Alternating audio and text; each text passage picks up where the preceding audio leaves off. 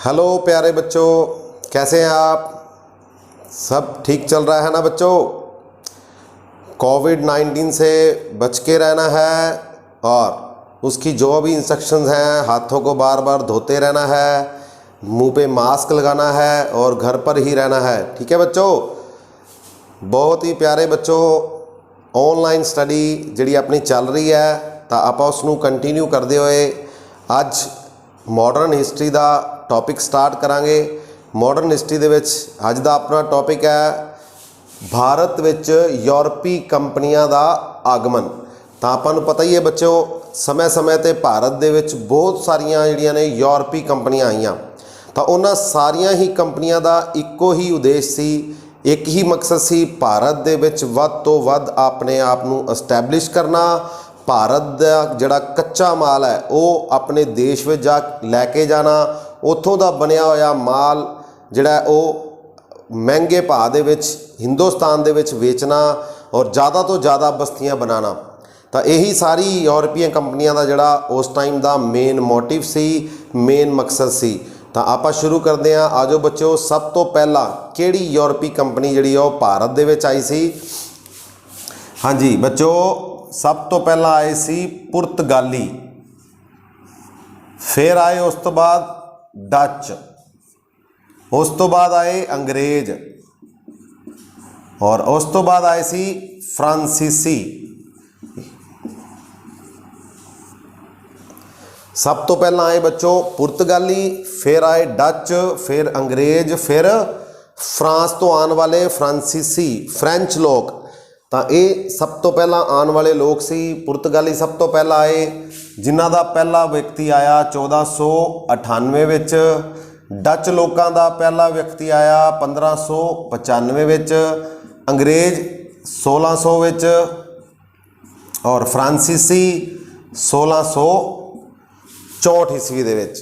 तो बच्चों सब तो पहला आए पुर्तगाली, फिर आए डच, फिर अंग्रेज, फिर फ्रांसीसी, यानी कि सब तो लास्ट ते कौन आया सी? फ्रांसीसी।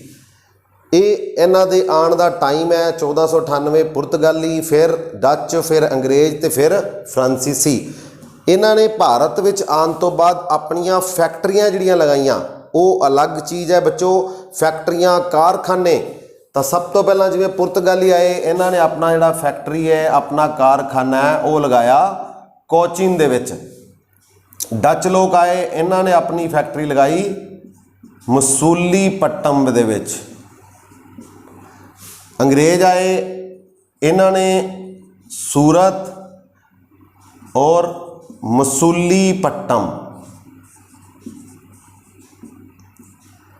फ्रांसीसी आए, सब तो पहली फैक्ट्री लगाई इन्हां ने सूरत विच, कोचीन दे विच 1503 विच पुर्तगालियां ने, मसूलीपट्टम 1605 विच, 1608, 1611 और 1668। तो बच्चों ये फैक्ट्रियां लगाइयां सी इन्हां ने, शुरुआत की काम दी, बिजनेस दी, आपदे फैक्ट्रियां, कारखाने, कोचीन, मसूलीपट्टम, सूरत, मसूलीपट्टम, सूरत। इन्हों किस तरीके नाल बच्चों आप याद रख सकते हैं? तो देखो, पुर्तगाली पी, डच तो डी, पहला पहला आप अंग्रेजी का जोड़ा अक्षर है जिदे नाल इन्हां दा नाम शुरू होंदा है, अंग्रेज। ई तो इंग्लैंड तो आए सी, एफ तो फ्रांस। तो इस तरीके नाल आप याद रख सकते हैं बच्चों, P D E F, P D E F. P तो पुर्तगाली, डी तो डच, ई तो अंग्रेज, इंग्लिशमैनस इंग्लैंड तो आने वाले, एफ तो फ्रांसीसी। ये इन्हां दे आने का साल है बच्चों। और ये है फैक्ट्रियां, इन्होंने अपने कारखाने कित्थे लगाए? पुर्तगालियां ने लगाया सी कोचीन विच पहली फैक्ट्री 1503 दे विच। डचा ने अपनी पहली फैक्ट्री लगाई मसूलीपट्टम दे विच 1605 विच।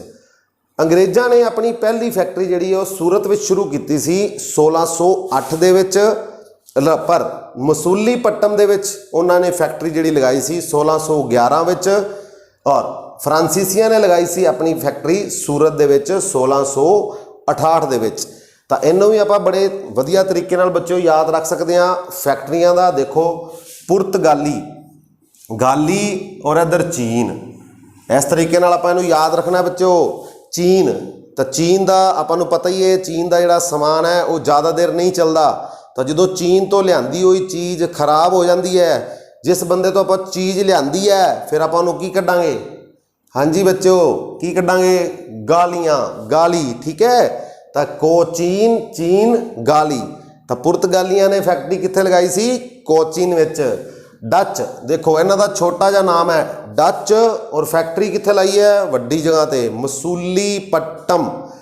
ਡੱਚ, ਮਸੂਲੀਪਟਮ। 1605 ਵਿੱਚ ਬੱਚਿਓ। ਅੰਗਰੇਜ਼ ਦੇਖੋ, ਅੰਗਰੇਜ਼ ਕੀ ਹੁੰਦੇ ਨੇ? ਗੋਰੇ ਹੁੰਦੇ ਨੇ। ਕਿਸ ਚੀਜ਼ ਦੇ ਗੋਰੇ ਹੁੰਦੇ ਨੇ? ਸੂਰਤ ਦੇ। ਠੀਕ ਹੈ ਨਾ, ਸੂਰਤ ਦੇ ਗੋਰੇ ਹੁੰਦੇ ਨੇ। ਤਾਂ ਗੋਰਿਆਂ ਨੇ ਕਿੱਥੇ ਲਾਈ? ਸੂਰਤ ਵਿੱਚ ਫੈਕਟਰੀ ਲਗਾਈ ਸੀ। ਔਰ ਦੂਸਰੀ ਫੈਕਟਰੀ ਕਿੱਥੇ ਲਗਾਈ ਸੀ? ਮਸੂਲੀਪਟਮ ਦੇ ਵਿੱਚ। ਹਾਂਜੀ ਬੱਚਿਓ, ਫਰਾਂਸੀਸੀ ਵੀ ਲੋਕ ਜਿਹੜੇ ਨੇ ਉਹ ਗੋਰੇ ਹੁੰਦੇ ਨੇ, ਫਰਾਂਸ ਤੋਂ ਆਏ ਸੀ। ਫ੍ਰੈਂਚ, ਤਾਂ ਫ੍ਰੈਂਚ ਨੇ ਵੀ ਆਪਣੀ ਫੈਕਟਰੀ ਜਿਹੜੀ ਪਹਿਲੀ ਕਿੱਥੇ ਲਗਾਈ ਸੀ ਬੱਚਿਓ? ਸੂਰਤ ਦੇ ਵਿੱਚ। ਦੇਖੋ, ਕੋਚੀਨ, ਪੁਰਤਗਾਲੀਆਂ ਨੇ ਕੋਚੀਨ ਵਿੱਚ, ਡੱਚਾਂ ਨੇ ਮਸੂਲੀਪਟਮ ਵਿੱਚ, ਅੰਗਰੇਜ਼ਾਂ ਨੇ ਸੂਰਤ ਵਿੱਚ, ਔਰ ਫਰਾਂਸੀਸੀਆਂ ਨੇ ਵੀ ਸੂਰਤ ਦੇ ਵਿੱਚ। 1503, 1605, 1608 ਔਰ 1668 ਦੇ ਵਿੱਚ।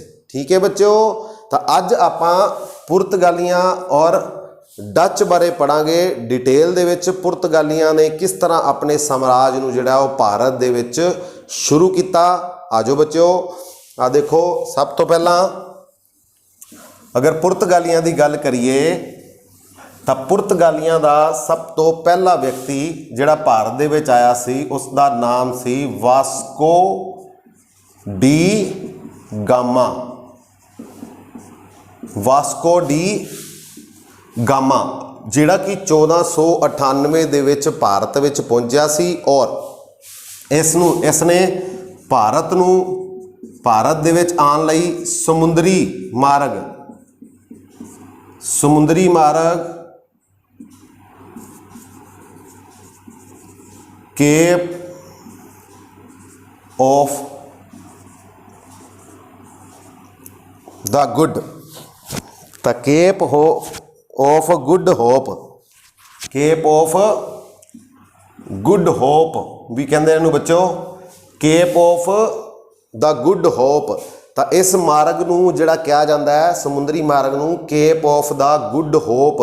ਤਾਂ ਆਪਾਂ ਸਾਰੇ ਸੁਣਦੇ ਹਾਂ, ਪੜ੍ਹਦੇ ਹਾਂ, ਆਪਾਂ ਕਹਿੰਦੇ ਹਾਂ ਵੀ ਜਿਹੜੇ ਪੁਰਤਗਾਲੀ ਆਏ ਸੀ, ਤਾਂ ਪੁਰਤਗਾਲੀ ਵਾਸਕੋ ਡੀ ਗਾਮਾ ਆਇਆ ਸੀ। ਉਹਨੇ ਸਭ ਤੋਂ ਪਹਿਲਾਂ ਕਿਹੜੇ ਰਸਤੇ ਦੀ ਖੋਜ ਕੀਤੀ ਸੀ? ਸਮੁੰਦਰੀ ਰਸਤੇ ਦੀ। ਕਿਸ ਦੇ ਰਾਹੀਂ? ਕਿਸ ਨੂੰ ਲੱਭਣ ਵਾਸਤੇ? ਭਾਰਤ ਨੂੰ। ਤਾਂ ਆਪਾਂ ਕਿਤਾਬਾਂ 'ਚ ਇਹ ਵੀ ਪੜ੍ਹਦੇ ਹਾਂ ਵੀ ਭਾਰਤ ਦੀ ਖੋਜ ਜਿਹੜੀ ਉਹ ਕਿਹਨੇ ਕੀਤੀ ਸੀ? ਵਾਸਕੋ ਡੀ ਗਾਮਾ ਨੇ। ਪੁਰਤਗਾਲ ਤੋਂ ਆਇਆ ਸੀ ਜਿਹੜਾ 1498 ਵਿੱਚ। ਪਰ ਕੀ ਉਸ ਤੋਂ ਪਹਿਲਾਂ ਭਾਰਤ ਨਹੀਂ ਹੈਗਾ ਸੀ? ਹੈਗਾ ਸੀ ਨਾ ਬੱਚਿਓ ਭਾਰਤ। ਤਾਂ ਭਾਰਤ ਤਾਂ ਪਹਿਲਾਂ ਵੀ ਹੈਗਾ ਸੀ, ਪਰ ਭਾਰਤ ਦੀ ਸਮੁੰਦਰੀ ਰਸਤੇ ਰਾਹੀਂ ਖੋਜ ਆਪਾਂ ਕਹਿ ਸਕਦੇ ਹਾਂ ਉਹ ਕਿਹਨੇ ਕੀਤੀ ਸੀ? ਵਾਸਕੋ ਡੀ ਗਾਮਾ ਨੇ, ਜਿਸ ਨੂੰ Cape of the Good Hope ਵੀ ਕਿਹਾ ਜਾਂਦਾ ਹੈ, ਕੇਪ ਆਫ ਗੁੱਡ ਹੋਪ ਵੀ ਕਹਿੰਦੇ ਨੇ ਉਸ ਰਸਤੇ ਨੂੰ। ਤਾਂ ਵਾਸਕੋ ਡੀ ਗਾਮਾ ਸਭ ਤੋਂ ਪਹਿਲਾਂ ਕਿੱਥੇ ਪਹੁੰਚਿਆ ਸੀ ਬੱਚਿਓ? ਕਾਲੀਕਟ, ਕੇਰਲ ਦੇ ਵਿੱਚ। ਤਾਂ ਕੇਰਲ ਦੀ ਬੰਦਰਗਾਹ ਕਾਲੀਕਟ ਤੇ ਪਹੁੰਚਿਆ ਸੀ ਬੱਚਿਓ। ਔਰ ਉੱਥੋਂ ਦਾ ਰਾਜਾ ਸੀ ਜ਼ੈਮੋਰਿਨ, ਜਿਸਨੇ ਕਿ ਵਾਸਕੋ ਡੀ ਗਾਮਾ ਦਾ ਸਵਾਗਤ ਕੀਤਾ ਸੀ ਬੱਚਿਓ। ਇੱਕ ਭਾਰਤੀ ਪਰੰਪਰਾ ਦੇ ਅਨੁਸਾਰ ਜਿਸ ਤਰ੍ਹਾਂ ਦਾ ਭਾਰਤ ਦਾ ਕਲਚਰ ਹੈ, ਉਸੇ ਤਰੀਕੇ ਨਾਲ ਇਹਨੇ ਭਾਰਤ ਦੇ ਵਿੱਚ ਵਾਸਕੋ ਡੀ ਗਾਮਾ ਦਾ ਸਵਾਗਤ ਕੀਤਾ ਸੀ। ਔਰ ਪੁਰਤਗਾਲੀ ਹੀ ਉਹ ਲੋਕ ਨੇ ਜਿਹੜੇ ਭਾਰਤ ਦੇ ਵਿੱਚ ਕੀ ਲੈ ਕੇ ਆਏ ਸੀ? ਪ੍ਰਿੰਟਿੰਗ ਪ੍ਰੈਸ, ਛਾਪਾਖਾਨਾ ਜਿਹਨੂੰ ਕਹਿੰਦੇ ਆ ਬੱਚਿਓ। ਤਾਂ ਪ੍ਰਿੰਟਿੰਗ ਪ੍ਰੈਸ ਦੀ ਵੀ ਜਿਹੜੀ ਸ਼ੁਰੂਆਤ ਹੈ ਉਹ ਕਿਹੜੇ ਲੋਕਾਂ ਨੇ ਕੀਤੀ ਸੀ? ਪੁਰਤਗਾਲੀ ਲੋਕਾਂ ਨੇ। ਇਹ ਤਾਂ ਚੰਗੀ ਚੀਜ਼ ਸੀ। ਇੱਕ ਮਾੜੀ ਚੀਜ਼ ਵੀ ਲੈ ਕੇ ਆਏ ਸੀ, ਤੰਬਾਕੂ ਦੀ ਖੇਤੀ। ਤਾਂ ਤੰਬਾਕੂ ਦੀ ਖੇਤੀ ਹੈ ਜਿਹੜੀ ਬੱਚਿਓ, ਸਟੂਡੈਂਟਸ, ਪਿਆਰੇ ਬੱਚਿਓ, ਤੰਬਾਕੂ ਜਿਹੜਾ ਕਿ ਸਿਹਤ ਲਈ ਹਾਨੀਕਾਰਕ ਹੈ, ਉਸ ਦੀ ਸ਼ੁਰੂਆਤ, ਉਸ ਦੀ ਖੇਤੀ ਦੀ ਸ਼ੁਰੂਆਤ ਸਭ ਤੋਂ ਪਹਿਲਾਂ ਕਿਹੜੇ ਲੋਕਾਂ ਨੇ ਕੀਤੀ ਸੀ? ਪੁਰਤਗਾਲੀ ਲੋਕਾਂ ਨੇ। ਸਭ ਤੋਂ ਪਹਿਲਾਂ ਆਇਆ ਵਾਸਕੋ ਡੀ ਗਾਮਾ, ਜਿਸਨੇ ਸਮੁੰਦਰੀ ਮਾਰਗ, ਜਿਸ ਨੂੰ Cape of the Good hop ਕਿਹਾ ਜਾਂਦਾ ਹੈ, ਔਰ ਕਾਲੀਕਟ ਬੰਦਰਗਾਹ ਤੇ ਪਹੁੰਚਿਆ, ਕੇਰਲ ਦੇ ਵਿੱਚ ਹੈ। ਔਰ ਜ਼ੈਮੋਰਿਨ, ਉੱਥੋਂ ਦਾ ਰਾਜਾ ਸੀ ਜਿਸਨੇ ਕਿ ਇਸ ਦਾ ਸਵਾਗਤ ਕੀਤਾ। ਵਾਸਕੋ ਡੀ ਗਾਮਾ ਕਾਲੀਕਟ ਤੋਂ ਕੇਰਲ ਤੋਂ ਮਸਾਲੇ, ਕਾਲੀ ਮਿਰਚ, ਇਹ ਚੀਜ਼ਾਂ ਭਾਰਤ ਤੋਂ ਅੱਜ ਵੀ ਭਾਰਤ ਦੇ ਵਿੱਚ ਅਗਰ ਮਸਾਲਿਆਂ ਲਈ ਸਭ ਤੋਂ ਜਿਹੜਾ ਜ਼ਿਆਦਾ ਮਸਾਲੇ ਨੇ ਉਹ ਭਾਰਤ ਦੇ ਕਿਹੜੇ ਰਾਜ ਵਿੱਚ ਹੁੰਦੇ ਨੇ? ਕੇਰਲ ਵਿੱਚ ਬੱਚਿਓ, ਕੇਰਲ ਵਿੱਚ। ਤਾਂ ਉੱਥੋਂ ਦੀ ਕਾਲੀ ਮਿਰਚ ਮਸਾਲੇ ਜਿਹੜਾ ਵਾਸਕੋ ਡੀ ਗਾਮਾ ਕਿੱਥੇ ਲੈ ਗਿਆ? ਪੁਰਤਗਾਲ ਦੇ ਵਿੱਚ। ਔਰ ਉੱਥੇ ਜਾ ਕੇ ਉਹਨਾਂ ਨੂੰ 60 ਗੁਣਾ ਮੁਨਾਫੇ ਤੇ ਵੇਚਿਆ ਇਸਨੇ। 100 ਰੁਪਏ ਵਾਲੀ ਚੀਜ਼ ਦੇ ਨੇ ਕਿੰਨੇ ਪੈਸੇ ਇਕੱਠੇ ਕਰ ਲਏ? ਲਗਭਗ 6000 ਰੁਪਈਆ। ਤਾਂ ਇਸਨੇ ਜਾ ਕੇ ਉੱਥੇ ਪੁਰਤਗਾਲ ਦੇ ਵਿੱਚ ਦੱਸਿਆ ਵੀ ਭਾਰਤ ਦੇ ਵਿੱਚ ਤਾਂ ਬਹੁਤ ਕੁਛ ਹੈਗਾ ਇਸ ਤਰ੍ਹਾਂ ਦਾ। ਤਾਂ ਹੀ ਬੱਚਿਓ ਭਾਰਤ ਨੂੰ ਸੋਨੇ ਦੀ ਚਿੜੀਆ ਕਿਹਾ ਜਾਂਦਾ ਸੀ ਪੁਰਾਣੇ ਸਮੇਂ ਦੇ ਵਿੱਚ। ਤਾਂ ਉਸੇ ਚੀਜ਼ ਨੂੰ ਦੇਖਦੇ ਹੋਏ ਵੀ ਭਾਰਤ ਇੱਕ ਸੋਨੇ ਦੀ ਚਿੜੀਆ ਹੈ, ਤਾਂ ਸਾਰੇ ਅੰਗਰੇਜ਼ ਕੰਪਨੀਆਂ ਜਿਹੜੀਆਂ ਨੇ ਯੂਰਪ ਤੋਂ, ਠੀਕ ਹੈ ਨਾ, ਪੁਰਤਗਾਲੀ, ਡੱਚ, ਅੰਗਰੇਜ਼, ਫਰਾਂਸੀਸੀਏ ਭਾਰਤ ਦੇ ਵਿੱਚ ਆਉਂਦੇ ਗਏ। ਤਾਂ ਇਸ ਤੋਂ ਬਾਅਦ ਬੱਚਿਓ ਜਦੋਂ ਇਹ ਗੱਲਾਂ ਪੁਰਤਗਾਲ ਦੇ ਵਿੱਚ ਜਾ ਕੇ ਵਾਸਕੋ ਡੀ ਗਾਮਾ ਨੇ ਕੀਤੀਆਂ, ਤਾਂ ਫਿਰ ਪੁਰਤਗਾਲੀਆਂ ਨੇ ਆਪਦਾ ਗਵਰਨਰ ਬਣਾ ਕੇ ਪਹਿਲਾ ਗਵਰਨਰ ਬਣਾ ਕੇ ਭੇਜਿਆ ਬੱਚਿਓ ਕਿਸ ਨੂੰ? ਡੀ ਅਲਮੋਡਾ ਨੂੰ। ਡੀ ਅਲਮੋਡਾ ਇਸ ਨੂੰ ਭੇਜਿਆ ਬੱਚਿਓ ਉਹਨਾਂ ਨੇ 1505 ਵਿੱਚ ਤੋਂ ਲੈ ਕੇ 1509 ਈਸਵੀ ਤੱਕ।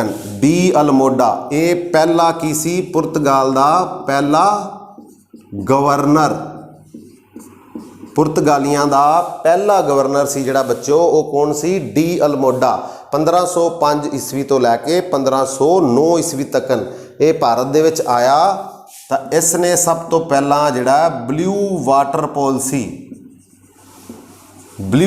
ਪੋਲਿਸੀ ਚਲਾਈ ਬੱਚਿਓ ਇਸਨੇ, ਕਿਉਂਕਿ ਭਾਰਤ ਹੈ ਜਿਹੜਾ ਆਪਣਾ, ਇਸ ਦੇ ਇਸ ਸਾਈਡ ਤੇ ਜਿਹੜਾ ਉਹ ਕਿਹੜਾ ਸਾਗਰ ਹੈ? ਮਹਾਸਾਗਰ ਹੈ ਬੱਚਿਓ, ਹਿੰਦ ਮਹਾਸਾਗਰ। ਤਾਂ ਇਸ ਦਾ ਦਿਮਾਗ ਬੜਾ ਤੇਜ਼ ਸੀ ਅਲਮੋਡਾ ਦਾ। ਇਹ ਕਹਿੰਦਾ ਹੁਣ ਭਾਰਤ ਸਾਨੂੰ ਇੱਕ ਜਿਹੜੇ ਸਮੁੰਦਰੀ ਰਸਤੇ ਰਾਹੀਂ ਜਿਹੜਾ ਅਸੀਂ ਖੋਜ ਕੀਤੀ ਹੈ ਭਾਰਤ ਦੀ, ਤਾਂ ਸਭ ਤੋਂ ਪਹਿਲਾਂ ਆ ਵਿਚਲੇ ਏਰੀਏ ਨੂੰ ਛੱਡ ਕੇ ਸਭ ਤੋਂ ਪਹਿਲਾਂ ਅਸੀਂ ਕਿੱਥੇ ਕਬਜ਼ਾ ਕਰਾਂਗੇ? ਪਾਣੀ ਤੇ, ਵਾਟਰ ਤੇ। ਉਸ ਚੀਜ਼ ਨੂੰ ਲੈ ਕੇ ਇਹਨੇ ਸਭ ਤੋਂ ਪਹਿਲਾਂ ਬੱਚਿਓ ਕਿਹੜੀ ਪਾਲਿਸੀ ਬਣਾਈ? Blue water policy. ਇਹ ਬੜਾ ਇੰਪੋਰਟੈਂਟ ਕੁਐਸਚਨ ਹੈ। ਸਭ ਤੋਂ ਪਹਿਲਾਂ ਕਿਹਨੇ ਬਣਾਈ ਸੀ? ਡੀ ਅਲਮੋਡਾ, ਜਿਹੜਾ ਕਿ ਪਹਿਲਾ ਗਵਰਨਰ ਜਨਰਲ ਸੀ ਕਿਹਨਾਂ ਦਾ? ਪੁਰਤਗਾਲੀਆਂ ਦਾ। ਠੀਕ ਹੈ ਬੱਚਿਓ, ਆ ਜਾਓ ਅੱਗੇ। ਦੂਸਰਾ ਗਵਰਨਰ ਜਨਰਲ ਜੀ ਅਲਬੂਕਰਕ। 1509 ਈਸਵੀ ਤੋਂ ਲੈ ਕੇ ਅਗਲਾ ਜਿਹੜਾ ਗਵਰਨਰ ਜਨਰਲ ਆਇਆ ਉਹ ਆਇਆ, ਉਸ ਦਾ ਨਾਮ ਸੀ ਅਲਬੂਕਰਕ। 1509 ਤੋਂ 1515। ਇਸ ਨੇ ਆਉਂਦਿਆਂ ਕੀ ਕੀਤਾ ਬੱਚਿਓ? ਸਭ ਤੋਂ ਪਹਿਲਾਂ ਇਸ ਨੇ 1510 ਈਸਵੀ ਦੇ ਵਿੱਚ ਭਾਰਤ ਦਾ ਰਾਜ ਗੋਆ ਇਸ ਨੂੰ ਜਿੱਤਿਆ ਬੱਚਿਓ। ਅਲਬੂਕਰਕ ਨੇ ਸਭ ਤੋਂ ਪਹਿਲਾਂ ਗੋਆ ਨੂੰ ਜਿੱਤਿਆ 1510 ਵਿੱਚ।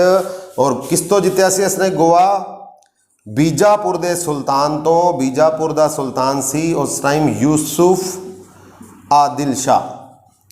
ਤਾਂ ਯੂਸੁਫ ਆਦਿਲ ਸ਼ਾਹ ਨੂੰ ਹਰਾ ਕੇ 1510 ਈਸਵੀ ਦੇ ਵਿੱਚ ਅਲਬੂਕਰਕ ਨੇ ਸਭ ਤੋਂ ਪਹਿਲਾਂ ਗੋਆ ਜਿੱਤਿਆ।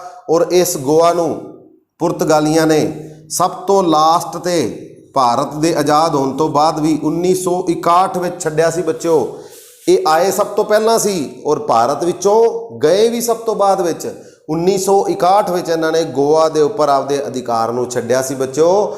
1961 ਵਿੱਚ ਭਾਰਤ ਆਜ਼ਾਦ ਹੋਇਆ 15 ਅਗਸਤ 1947 ਨੂੰ, ਤੇ ਇਹਨਾਂ ਨੇ ਗੋਆ ਕਦੋਂ ਛੱਡਿਆ? 1961 ਵਿੱਚ। ਔਰ ਅਲਬੂਕਰਕ ਅਲਮੋਡਾ ਤੋਂ ਵੀ ਤੇਜ਼ ਦਿਮਾਗ ਨਿਕਲਿਆ। ਤਾਂ ਇਸ ਨੇ ਦੇਖਿਆ ਵੀ ਹੁਣ ਗੋਆ ਅਸੀਂ ਸਾਡੇ ਅਧਿਕਾਰ 'ਚ ਆ ਗਿਆ। ਔਰ ਧੀਰੇ ਧੀਰੇ ਨੇ ਇੱਥੇ ਹਿੰਦੁਸਤਾਨ ਦੇ ਵਿੱਚ ਨਵੀਂ ਪਾਲਿਸੀ ਲਿਆਂਦੀ, ਮੈਰਿਜ ਪਾਲਿਸੀ। ਔਰ ਸਭ ਤੋਂ ਪਹਿਲਾਂ ਇਹਨੇ ਗੋਆ ਦੇ ਵਿੱਚ ਸਤੀ ਪ੍ਰਥਾ ਨੂੰ ਜਿਹੜਾ ਉਹ ਬੰਦ ਕਰ ਦਿੱਤਾ। ਸਤੀ ਪ੍ਰਥਾ ਦਾ ਨਾਮ ਆਪਾਂ ਪੜਾਂਗੇ ਬੱਚਿਓ ਅੱਗੇ। ਰਾਜਾ ਰਾਮ ਮੋਹਨ ਰਾਏ ਨੇ ਭਾਰਤ ਦੇ ਪਹਿਲੇ ਗਵਰਨਰ ਜਨਰਲ ਸੀ ਜਿਹੜੇ ਵਿਲੀਅਮ ਬੈਂਟਿੰਗ, ਉਹਨਾਂ ਤੋਂ ਪਾਸ ਕਰਵਾ ਕੇ ਸਤੀ ਪ੍ਰਥਾ ਨੂੰ ਭਾਰਤ ਦੇ ਵਿੱਚੋਂ ਖਤਮ ਕਰਾਇਆ ਸੀ ਬੱਚਿਓ। ਤਾਂ ਸਭ ਤੋਂ ਪਹਿਲਾਂ ਸਤੀ ਪ੍ਰਥਾ ਅਲਬੂਕਰਕ ਨੇ ਗੋਆ ਦੇ ਵਿੱਚ ਬੰਦ ਕੀਤੀ ਸੀ। ਗੋਆ ਦੇ ਵਿੱਚ ਬੰਦ ਕੀਤੀ। ਔਰ ਇਹਨੇ ਮੈਰਿਜ ਪਾਲਿਸੀ ਲਿਆਂਦੀ ਮੈਰਿਜ ਪਾਲਿਸੀ। ਹੋਣੇ ਕੀ ਚਾਹੁੰਦਾ ਸੀ ਵੀ ਭਾਰਤ ਦੇ ਵਿੱਚ ਜਿਹੜੀਆਂ ਭਾਰਤੀ ਔਰਤਾਂ ਨੇ ਜਿਸ ਦੇ ਪਤੀ ਦੀ ਡੈਥ ਹੋ ਗਈ ਹੈ, ਉਹ ਵਿਧਵਾ ਹੋ ਗਈਆਂ ਨੇ, ਤਾਂ ਸਤੀ ਪ੍ਰਥਾ ਜਿਹੜੀ ਇੱਕ ਰਸਮ ਇਹਨੇ ਖਤਮ ਕਰ ਦਿੱਤੀ ਵੀ ਉਹ ਜਿੰਦਾ ਆਪਦੇ ਆਪ ਨੂੰ ਖਤਮ ਨਾ ਕਰਨ, ਤਾਂ ਉਹ ਕਿਹਨਾਂ ਨਾਲ ਸ਼ਾਦੀ ਕਰਾਉਣ? ਪੁਰਤਗਾਲੀਆਂ ਦੇ ਨਾਲ। ਪੁਰਤਗਾਲੀਆਂ ਨਾਲ ਸ਼ਾਦੀ ਕਰਾਉਣ, ਪੁਰਤਗਾਲੀ ਲੜਕਿਆਂ ਦੀ। ਤਾਂ ਭਾਰਤੀ ਔਰਤਾਂ ਦੇ ਨਾਲ, ਭਾਰਤੀ ਕੁੜੀਆਂ ਦੇ ਨਾਲ ਸ਼ਾਦੀ ਹੋਏਗੀ, ਤਾਂ ਪੁਰਤਗਾਲ ਔਰ ਭਾਰਤ ਦਾ ਕਲਚਰ ਹੈ ਜਿਹੜਾ ਉਹ ਆਪਸ ਵਿੱਚ ਕੀ ਹੋਏਗਾ? ਚੇਂਜ ਹੋਏਗਾ। ਠੀਕ ਹੈ ਨਾ ਬੱਚਿਓ? ਤਾਂ ਕਲਚਰ ਇੱਕ ਦੂਜੇ ਦੇ ਨਾਲ ਬਦਲੇਗਾ, ਪਹਿਰਾਵਾ ਉੱਥੋਂ ਦਾ, ਉੱਥੋਂ ਦੀ ਸੰਸਕ੍ਰਿਤੀ, ਤਾਂ ਇਹ ਸਾਰਾ ਕੁਝ ਸਿੱਖਣਗੇ। ਔਰ ਭਾਰਤ ਦੇ ਵਿੱਚ ਕਿਹੜੇ ਧਰਮ ਦਾ ਪ੍ਰਚਾਰ ਹੋਏਗਾ ਨਾਲ? ਈਸਾਈ ਧਰਮ ਦਾ। ਤਾਂ ਇਹ ਸਾਰੀਆਂ ਚੀਜ਼ਾਂ ਨੂੰ ਲੈ ਕੇ ਅਲਬੂਕਰਕ ਨੇ ਮੈਰਿਜ ਪਾਲਿਸੀ ਬਣਾ ਦਿੱਤੀ ਵੀ ਭਾਰਤੀ ਲੜਕੀਆਂ ਜਿਹੜੀਆਂ ਨੇ ਉਹ ਪੁਰਤਗਾਲੀ ਲੜਕਿਆਂ ਨਾਲ ਸ਼ਾਦੀ ਕਰ ਸਕਦੀਆਂ ਨੇ। ਭਾਰਤੀ ਵਿਧਵਾਵਾਂ ਜਿਹੜੀਆਂ ਨੇ ਜਿਨ੍ਹਾਂ ਦੇ ਪਤੀ ਦੀ ਡੈਥ ਹੋ ਗਈ ਹੈ, ਉਹ ਵੀ ਪੁਰਤਗਾਲੀਆਂ ਨਾਲ ਸ਼ਾਦੀ ਕਰ ਸਕਦੇ ਨੇ। ਪੁਰਤਗਾਲੀ ਉਹਨਾਂ ਨੂੰ ਕਿੱਥੇ ਲੈ ਜਾਂਦੇ ਸੀ ਫਿਰ ਸ਼ਾਦੀ ਤੋਂ ਬਾਅਦ? ਪੁਰਤਗਾਲ ਦੇ ਵਿੱਚ। ਹੋਰ ਐਸੇ ਤਰ੍ਹਾਂ ਹੀ ਪੁਰਤਗਾਲ ਦਾ ਕਲਚਰ ਔਰ ਇੰਡੀਆ ਦਾ ਕਲਚਰ ਜਿਹੜਾ ਆਪਸ ਵਿੱਚ ਐਕਸਚੇਂਜ ਹੋਇਆ। ਔਰ ਪੁਰਤਗਾਲੀ ਨੇ ਜਿਹੜੇ ਜ਼ਿਆਦਾ ਸਮੇਂ ਤੱਕਨ, ਤੁਹਾਨੂੰ ਦੱਸਿਆ ਸੀ 1961 ਵਿੱਚ, ਦੇਖੋ ਸਭ ਤੋਂ ਲਾਸਟ ਤੇ ਜਿਹੜੇ ਪੁਰਤਗਾਲੀ ਭਾਰਤ ਨੂੰ ਛੱਡ ਕੇ ਗਏ ਬੱਚੋ। ਐਸੇ ਕਰਕੇ ਅਲਬੂਕਰਕ ਨੂੰ ਵਾਸਤਵਿਕ ਸੰਸਥਾਪਕ ਕਿਹਾ ਜਾਂਦਾ ਹੈ। ਕਿਸ ਦਾ? ਵਾਸਤਵਿਕ ਸੰਸਥਾਪਕ ਪੁਰਤਗਾਲੀਆਂ ਦਾ। ਅਸਲੀ ਸੰਸਥਾਪਕ ਕਿਹਨੂੰ ਮੰਨਿਆ ਜਾਂਦਾ ਬੱਚੋ? ਅਲਬੂਕਰਕ ਨੂੰ। ਅਲਬੂਕਰਕ ਨੂੰ। ਤਾਂ ਇਹਨਾਂ ਨੂੰ ਆਪਾਂ ਕਿਵੇਂ ਯਾਦ ਰੱਖ ਸਕਦੇ ਹਾਂ ਬੱਚੋ? ਆ ਦੇਖੋ, ਪਹਿਲਾਂ ਸੀ ਅਲਮੋਡਾ, ਮੋਢਾ। ਠੀਕ ਹੈ ਜੀ, ਕਰਕ, ਮੋਢਾ। ਤਾਂ ਸਭ ਤੋਂ ਪਹਿਲਾਂ ਬੱਚਿਓ ਮੋਢਾ ਕਿਹਨੇ ਦਿੱਤਾ? ਮੋਢਾ ਆਪਣਾ। ਠੀਕ ਹੈ, ਮੋਢਾ ਕਿਹਨੇ ਦਿੱਤਾ ਸੀ? ਮੋਢਾ ਪਹਿਲਾ ਗਵਰਨਰ ਡੀ ਅਲਮੋਡਾ। ਫਿਰ ਕਰਕੇ ਵਿਖਾਇਆ ਕਿਹਨੇ? ਅਲਬੂਕਰਕ ਨੇ। ਕਰਕੇ, ਠੀਕ ਹੈ ਨਾ, ਕਰਕੇ ਕੀ ਵਿਖਾਇਆ ਉਹਨੇ? ਆ ਵੇਖੋ, ਮੈਰਿਜ ਪਾਲਿਸੀ ਲਿਆਂਦੀ, ਗੋਆ ਨੂੰ ਜਿੱਤ ਕੇ ਵਿਖਾਇਆ। ਤਾਂ ਇਸ ਤਰੀਕੇ ਨਾਲ ਬੱਚੋ ਆਪਾਂ ਇਹਨਾਂ ਦੋਨਾਂ ਨੂੰ ਯਾਦ ਰੱਖ ਸਕਦੇ ਹਾਂ। ਇਹ ਦੋਨੋਂ ਗਵਰਨਰ ਜਨਰਲ, ਇਹ ਪਹਿਲਾ ਸੀ, ਇਹ ਦੂਜਾ। ਇਸ ਨੂੰ ਅਸਲੀ ਸੰਸਥਾਪਕ ਕਿਹਾ ਜਾਂਦਾ ਬੱਚੋ। ਆ ਜਾਓ ਬੱਚਿਓ, ਇਸ ਤੋਂ ਬਾਅਦ ਤੀਸਰਾ ਗਵਰਨਰ ਜਨਰਲ, ਉਹ ਵੀ ਬੜਾ ਇੰਪੋਰਟੈਂਟ ਹੈ। ਅਲਬੂਕਰਕ ਤੋਂ ਬਾਅਦ ਤੀਸਰਾ ਗਵਰਨਰ ਆਇਆ ਬੱਚੋ ਡੀ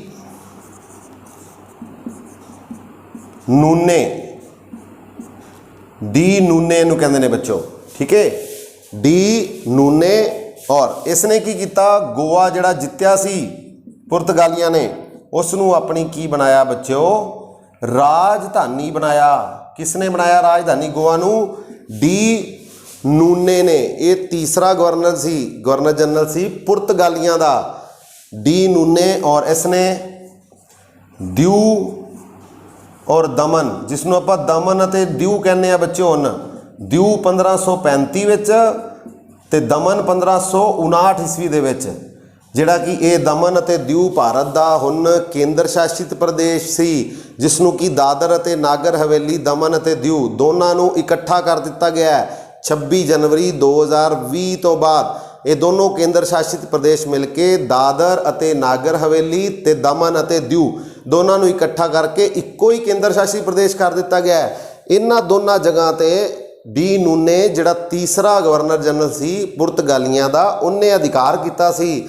1535 ਵਿੱਚ ਉਸਨੇ ਦਿਊ ਜਿੱਤਿਆ ਸੀ, ਦਿਊ ਤੇ ਦਮਨ ਨੂੰ ਜਿੱਤਿਆ ਸੀ 1559 ਈਸਵੀ ਦੇ ਵਿੱਚ ਬੱਚੋ ਗੋਆ। ਔਰ ਇਸੇ ਕਰਕੇ ਇਹਨਾਂ ਗੋਆ ਨੂੰ ਦੇਖੋ, ਮੈਂ ਤੁਹਾਨੂੰ ਦੱਸਿਆ ਸੀ 1961 ਦੇ ਵਿੱਚ ਸਭ ਤੋਂ ਲਾਸਟ ਜਿਹੜਾ ਇਹਨਾਂ ਨੇ ਉਸ ਨੂੰ ਰਿਲੀਜ਼ ਕੀਤਾ ਸੀ, ਛੱਡਿਆ ਸੀ ਆਪਣੇ ਕਬਜ਼ੇ ਦੇ ਵਿੱਚੋਂ। ਇਸ ਕਰਕੇ ਇੰਪੋਰਟੈਂਟ ਹੈ। ਮੋਢਾ ਪਹਿਲਾਂ ਅਲਮੋਡਾ ਨੇ ਦਿੱਤਾ, ਮੋਢਾ ਦਿੱਤਾ ਉਹਨੇ, ਬਲੂ ਵਾਟਰ ਪਾਲਿਸੀ ਲਿਆਂਦੀ। ਫਿਰ ਅਲਬੂਕਰਕ ਇਹਨੇ ਕਰਕੇ ਵਿਖਾਇਆ। ਕੀ ਕਰਕੇ ਵਿਖਾਇਆ ਬੱਚੋ? ਇਹਨੇ ਸਭ ਤੋਂ ਪਹਿਲਾਂ ਇਹਨੇ ਗੋਆ ਜਿੱਤਿਆ 1510 ਵਿੱਚ। ਫਿਰ ਇਹਨੇ ਗੋਆ ਔਰ ਮੈਰਿਜ ਪਾਲਿਸੀ ਲਿਆਂਦੀ, ਪੁਰਤਗਾਲੀ ਔਰ ਇੰਡੀਅਨ ਕਲਚਰ ਨੂੰ ਆਪਸ ਦੇ ਵਿੱਚ ਜੋੜ ਦਿੱਤਾ। ਦੇਖੋ ਕਿੰਨਾ ਤੇਜ਼ ਦਿਮਾਗ ਸੀ ਇਹਨਾਂ ਦਾ। ਫਿਰ ਤੀਜਰਾ ਆਇਆ ਡੀ ਨੂਨੇ, ਇਹਨੇ ਦਿਊ ਤੇ ਦਮਨ ਤੇ ਗੋਆ ਨੂੰ ਰਾਜਧਾਨੀ ਬਣਾਇਆ। ਇਹਨਾਂ ਦੋਨਾਂ ਪ੍ਰਦੇਸ਼ਾਂ ਦੇ ਉੱਪਰ ਜਿਹੜੇ ਕੇਂਦਰ ਸ਼ਾਸਿਤ ਪ੍ਰਦੇਸ਼ ਸੀ ਭਾਰਤ ਦੇ, ਉਹਨਾਂ ਉੱਪਰ ਅਧਿਕਾਰ ਕਰ ਲਿਆ। ਇਹ ਉਸ ਟਾਈਮ ਭਾਰਤ ਦੇ ਵਿੱਚ ਤਿੰਨ ਮੇਨ ਚੀਜ਼ਾਂ ਨੂੰ ਲੈ ਕੇ ਚੱਲੇ ਸੀ ਪੁਰਤਗਾਲੀ। 3G, ਇਹ ਬੇਟੇ ਉਹ ਵਾਲਾ G 3G ਨਹੀਂ, 5G 4G ਨੈਟਵਰਕ ਵਾਲਾ ਨਹੀਂ ਗਾ। ਗੋਲਡ ਗਲੋਰੀ, ਗੋਲਡ ग्लोरी और गोल्ड। तो बच्चों ये तीनों gold 3G 3G gold gold ते ग्लोरी, तो ये वाली पॉलिसी सी पुर्तगालियां दी। गोल्ड मतलब ईसाई धर्म का प्रचार हो जाएगा भारत दे विच। गोल्ड मतलब भारत की जिहड़ी धन दौलत है, गोल्ड सोना चांदी, भारत का पैसा जिहड़ा वो कित्थे जाएगा, पुर्तगाल दे विच। और ग्लोरी मतलब की होएगी, साडी वाह वाह होएगी कित्थे, पुर्तगाल दे विच। भी असीं भारत तो इन्ना कुछ जिहड़ा वो लैके आए हाँ, कित्थे लैके आए हाँ, पुर्तगाल दे विच। तो उस टाइम इन्होंने 3G जिहड़ी पॉलिसी अपनाई सी, गोल्ड ते ग्लोरी। तो ये किन्हां ने अपनाई सी बच्चों पॉलिसी, पुर्तगालियां ने। पुर्तगालियां तो बाद जिहड़े दूसरे आए सी बच्चों, वो कौन सी, पुर्तगालियां तो बाद भारत दे विच आने वाले दूसरे वपारिक कंपनी जिहड़ी सी वो सी बच्चों डच। हुणे तुहानूं दस्सिया सी डच जिहड़े कि 1595 विच आए सी। और फैक्ट्री इन्होंने अपनी पहली फैक्ट्री जिहड़ी डचां ने लगाई सी, वो लगाई सी मसूलीपट्टम दे विच। किहड़े साल विच बच्चों, 1605 दे विच। डच 1595 दे विच ये भारत विच आए सी और पहली फैक्ट्री इन्होंने लगाई सी मसूलीपट्टम दे विच 1605 ईस्वी दे विच बच्चों। तो डच जिन्हां दा पहला व्यक्ति आया सी कारलाइल्स हडसन, उसका नाम सी कारलाइस हडसन। तो आप इनू याद, डच तो जिहड़ा बंदा आया सी, व्यक्ति आया सी, वो कार ते आया सी। की नाम सी उनका, हडसन। डच तो आया सी कार ते, कार हडसन। ये भारत दे विच आने वाला पहला डच सी बच्चों। तो डच लोग ने जिहड़े वो भारत दे विचों सूती कपड़ा जिहड़ा वो लैके गए। सूती कपड़े की इन्होंने जाके मशहूरी की किस्थे, अपने देश दे विच। डच एक यूरोप का देश है जिसनों नीदरलैंड भी कहा जाता है और हॉलैंड इसका पुराना नाम सी। नीदरलैंड इसका हुण नवा नाम है और पुराना नाम सी हॉलैंड। तो ये सूती कपड़ा भारत तो लै गए, सूती कपड़े की इन्होंने मशहूरी की कित्थे जाके, अपने देश विच। जिस तरह पुर्तगाली सी, उन्होंने किस चीज़ की मशहूरी की सी, भारत की। किहड़ी चीज़ पसंद आई उन्होंने, मसाले। तो इन्हों की पसंद आया सी, सूती कपड़े। पर इन्होंने भारत दे विच अपने आप नूं एस्टैबलिश करन दा, अपने आप नूं स्थापित करन दे लई ज़्यादा जोर जिहड़ा वो नहीं लाया। इन्होंने सारा जिहड़ा ज़्यादा ध्यान है वो भारत दे विच बच्चों नहीं दिता। इस करके ये ज़्यादा समय तक भारत दे विच नहीं रहे। और इन्होंने दी जिहड़ी है अंग्रेज़ां दे नाल 1759 दे विच डच अते अंग्रेज़ां दे विचकार लड़ाई हुई सी। अंग्रेज़ां दे विचकार लड़ाई 1759, बेदरा दा युद्ध, बेदरा दी लड़ाई, ये बंगाल दे विच है बच्चों, बंगाल। बेदरा दी लड़ाई, बेदरा डच अते अंग्रेज़ां दे विचकार 1759 दे विच बच्चों लड़ाई हुई सी। बेदरा, तो बेदरा तो आप याद रख सकते, बेघर करता। किन्हां नूं बेघर करता अंग्रेज़ां ने? अंग्रेज़ां ने बुरी तरह हराता सी किन्हां नूं, डच लोकां नूं। तो इस तो बाद डच लोग ने जिहड़े वो भारत नूं छड्ड के हमेशा लई वापिस अपने देश चले गए। बेदरा मतलब बेघर करता किन्हां नूं, डच लोकां नूं। किन्हां ने? अंग्रेज़ां ने 1759 ईस्वी दे विच। तो ये सी बच्चों अज दा अपना टॉपिक, अंग्रेज़ां बारे आपां और फ्रांसीसी जिहड़े इस तो बाद दो होर कंपनियां भारत में आईयां यूरोपी। तो इन्हां बारे आपां अगले वीडियो विच अगले टॉपिक विच पढ़ांगे। अज आपां पढ़िया बच्चों पुर्तगाली ते डच जिहड़े कि भारत विच पहला आए सी। पहला आए पुर्तगाली, तुहानूं दस्सिया सी PDEF, ठीक है, ये फॉर्मूला दस्सिया सी। तो इस तरीके दे नाल आपां अगे कंटीन्यू करांगे बच्चों। और तुसीं इस तरह ही जिहड़ा ऑनलाइन अपनी स्टडी नूं जारी रखना है और वध तो वध इस वीडियो नूं लाइक करना है, शेयर करना है, चैनल नूं सबसक्राइब करना है, तां जो सारे बच्चों तक बच्चों ये जिहड़ी सिक्ख्या है एजुकेशन है वो बच्चों तक पहुँच सके। जदों भी स्कूल्स ओपन होणगे तो उदों तक उन्हां दे अच्छी तैयारी जिहड़ी हो चुकी होएगी और नोट्स बना चुके होणगे बच्चे। तो मैं वध तो वध बच्चों और जिहड़े भी टीचर्स ਜਾਂ ਉਸ ਤੋਂ ਇਲਾਵਾ ਐਜੂਕੇਸ਼ਨ ਨਾਲ ਸੰਬੰਧਿਤ ਜਿਹੜੇ ਵੀ ਲੋਕ ਮੇਰੀ ਇਸ ਵੀਡੀਓ ਨੂੰ ਦੇਖ ਰਹੇ ਨੇ ਉਹ ਵੱਧ ਤੋਂ ਵੱਧ ਬੱਚਿਆਂ ਤੱਕ ਇਸ ਨੂੰ ਪਹੁੰਚਾਉਣ ਤਾਂ ਜੋ ਸਭ ਜ਼ਿਆਦਾ ਤੋਂ ਜ਼ਿਆਦਾ ਬੱਚਿਆਂ ਦਾ ਜਿਹੜਾ ਉਹ ਫਾਇਦਾ ਹੋ ਸਕੇ। ਓਕੇ ਬੱਚਿਓ, ਮਿਲਦੇ ਹਾਂ ਅਗਲੀ ਵੀਡੀਓ ਵਿੱਚ। Thank you.